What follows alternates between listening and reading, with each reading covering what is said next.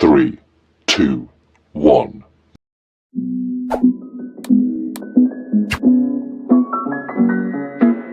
Accident हुआ है कभी? गलती मानी है अपनी कभी? मतलब ठीक है, women are always right and all, but आज मेरी बात भी मानकर देख लीजिए। हो सकता है सुपर हीरो की गलती ही ना हो कि वो बोल नहीं रहा। हो सकता है हम सिखाने वाले गलत थे, गलत हैं, पर अब नहीं रहेंगे, क्योंकि आप ही की मदद से, आप ही की मदद करने के लिए मैं हाजिर हूं। What's up ladies, welcome to your channel Super Special Mommies, powered by Recharge Rehabilitation. It's a beautiful day, but not as beautiful as you. मैं हूं सिद्धार्थ, आपका अपना family speech therapist. So let's yakety yak. एक photo दिखाऊं, बताएंगे ये क्या है? बताइए जरा। जी हाँ, ये है एक स्पार्क प्लग। दिखने में छोटा लेकिन काम करे गंभीर। मतलब सब रेडी है, एक गाड़ी रेडी है, गाड़ी के पहिए रेडी हैं, गाड़ी की इंजन रेडी है, गाड़ी में पड़ा पेट्रोल रेडी है, लेकिन गाड़ी चल नहीं रही है। अच्छा, ऐसे समझ लीजिए कि बच्चा रेडी है, बच्चे का मुंह रेडी है, बच्चे का दिमाग रेडी है, बच्चे की मम्मी भी रेडी है, पर बच्चा फिर भी बोल क्यों नहीं रहा है? कुछ तो बात जरूर है।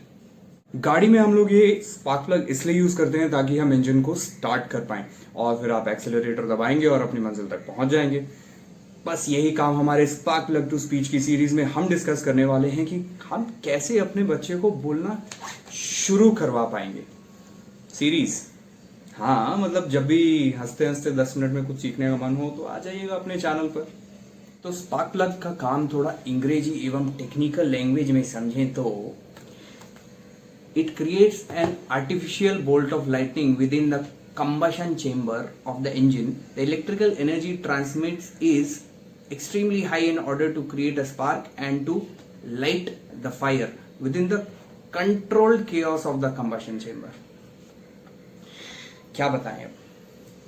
आर्टिफिशियल बोल्ट्स जानबूझ के दिए गए साजिश के तहत extra verbal cues, combustion chamber हमारा सुपर हीरो, और लाइट द फायर अंदर के बोलने की ज्वाला। ज्यादा इंटेंस हो गया नहीं? इसे इग्नोर करना है। हाँ, कंट्रोल क्योस, ये मैं आप पे छोड़ता हूँ। आपको जो समझ आता है ना, वो प्लीज कमेंट्स में लिखकर बता दीजिए। आज की वीडियो में फटाफट डिस्कस कर लेते हैं हमारे स्पार्क प्लग टू स्पीच के बहुत सारे कंपोनेंट्स में से पहला कंपोनेंट, जो कि है pre requisites for speech development. अब प्री रिक्विजिट्स का मतलब क्या है? प्री रिक्विजिट्स मतलब किसी चीज के होने के पहले होने वाली चीज। ऐसा समझ लीजिए कि हमें, मान लीजिए, आलू के पराठे बनाने हैं, तो आलू के पराठे बनाने के लिए हमें आटा चाहिए, आलू चाहिए, जीरा चाहिए, मसाले चाहिए, तेल बटर चाहिए, नमक चाहिए, चकला चाहिए, बेलन चाहिए, लाइटर चाहिए, गैस चाहिए, स्टोव चाहिए, और एक माँ चाहिए। बिया नहीं हुआ है ना अभी हमारा। खुद बनाने जाता हूं तो पराठे फूट जाते हैं। अरे कहना क्या चाहते हो? ऐसे ही बोलने के लिए भी कुछ सामान लगता है रे बाबा। अच्छा ठीक है, मैं बताता है। पहला वाला स्ट्रक्चरल फैक्टर्स, दूसरा वाला न्यूरोलॉजिकल फैक्टर्स, तीसरा वाला मेंटल एबिलिटी या कॉग्निटिव फैक्टर, चौथा वाला सेंसरी एबिलिटीज, पांचवा वाला एनवायरमेंटल फैक्टर्स। स्पीच तो सिंपल भाषा में मैं आपको बताता हूं कि क्या हैं ये फैक्टर्स। जैसे कि सबसे पहला स्ट्रक्चरल फैक्टर्स। स्ट्रक्चरल फैक्टर्स मतलब हमारे कुछ जरूरी पार्ट पुर्जे हैं जिनका कि सही दिखना और सही तरीके से काम करना बहुत जरूरी है। जैसे कि सबसे पहले आते हैं मेरे होठों पर, मतलब मेरे होठों पर नहीं, हाय मैं शर्मा गया, सॉरी, बच्चों के होठों पर जाते हैं कि वो सही तरीके से सिमेट्रिकल होने चाहिए, उनका मूवमेंट सही होना चाहिए, जैसे कि हम yakety yak में बोलते हैं, और इनका आपस में सील अच्छे तरीके से बनना बहुत जरूरी है। उसके बाद पीछे जाते हैं तो उनके पीछे आते हैं दांत। दांत सही से दिखने चाहिए और वो सही तरीके से स्ट्रक्चर फॉर्म होना चाहिए, कोई मैल एक्लूजन नहीं होने चाहिए। उसके पीछे जाए तो हमारा तालू यानी कि हार्ड पैलेट। हार्ड पैलेट की हाइट सही होना बहुत जरूरी है, वरना टंग का ऊपर तक पहुंच पाना कभी कभी मुश्किल होता है। उसके बाद उसके पीछे जाएं तो सॉफ्ट पैलेट है। सॉफ्ट पैलेट यानी कि वो आपकी आवाज में कितना नेजल कंपोनेंट है, वो कितना आता है या नहीं आता है, उसको कंट्रोल करने में मदद करता है। तो सॉफ्ट पैलेट सही तरीके से बना है या नहीं, या वो सिमेट्रिकली मूव कर पा रहा है या नहीं, ये सही होना बहुत जरूरी है। उसके बाद हम आते हैं हमारे टंग पर। तो टंग कितनी अच्छे तरीके से मोबाइल है, कितना उसका स्ट्रक्चर ठीक तरीके से फॉर्म्ड है, इस पर, इन सब चीजों पर डिपेंड करता है हमारे structural factors in speech. Okay, next चीज आते हैं न्यूरोलॉजिकल फैक्टर्स पर। न्यूरोलॉजिकल फैक्टर्स से मेरा मतलब है कि मान लीजिए कि मेरे पास एक ये बल्ब है, ये बल्ब जल क्यों नहीं रहा है? अब आप कहेंगे यार इसमें तार नहीं है, तार कहीं से जुड़ी भी नहीं है। एग्जैक्टली न्यूरोलॉजिकल फैक्टर्स भी यही हैं कि हमारा ये बल्ब है तो सही, बट इसमें अप्रोप्रिएट तारें नहीं जुड़ी हैं सही जगह पर जो कि इसे जला पाए। अब मान लीजिए कि हमने तार जोड़ दी और यह बल्ब काम कर सकता है, लेकिन हम इसे कब जलाते हैं? सुबह जलाते हैं या रात को जलाते हैं, अंधेरे में जलाते हैं या फिर लाइट होने पर भी जलाते हैं? इसे ही हम कहते हैं मेंटल एबिलिटीज, न्यूरोलॉजिकल फैक्टर्स का सही इस्तेमाल। तो अब डिस्कस कर लेते हैं सेंसरी एबिलिटीज को। सेंसरी एबिलिटीज, द स्पीची गाय, नाम तो सुना ही होगा सेन्योरिटा। पर अगर हमारे कान ही ना हो तो क्या द स्पीची गाय फेमस हो पाएगा? हमारी आंखें ही ना हो और अगर हम उसे ना देख पाए तो क्या वो फेमस हो पाएगा?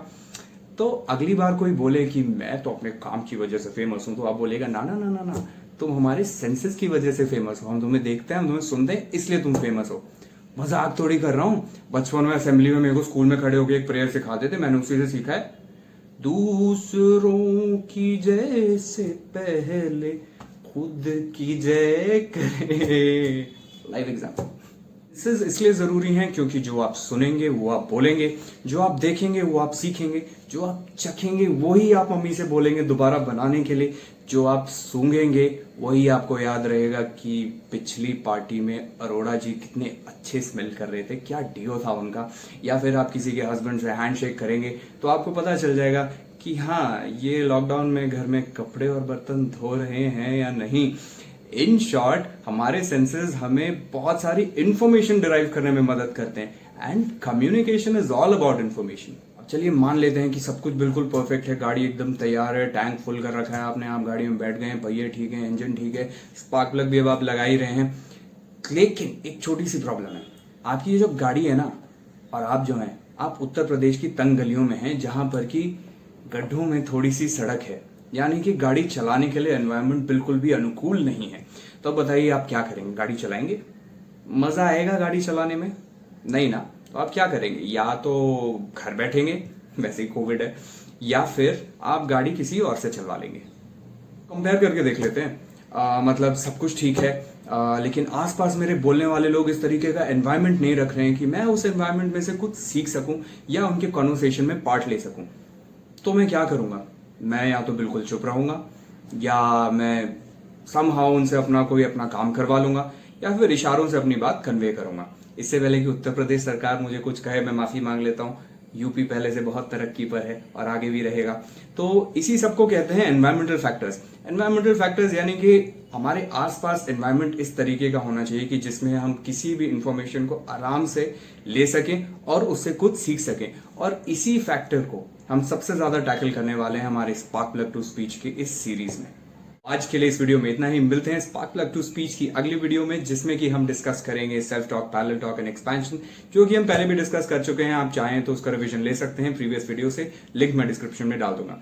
अगर आपको मेरे वीडियोस पसंद आते हैं तो प्लीज उन्हें लाइक करिए, शेयर करिए, सब्सक्राइब करिए चैनल को, और बेल आइकन को जरूर दबा दीजिएगा ताकि मैं जब भी आऊं हम मिलकर कर सकें यकरी यक। और जाते जाते हर बार कहता हूं, trust your instincts, see you in the battleground, and discharged from another hospital, recharge with us at Recharge Rehabilitation.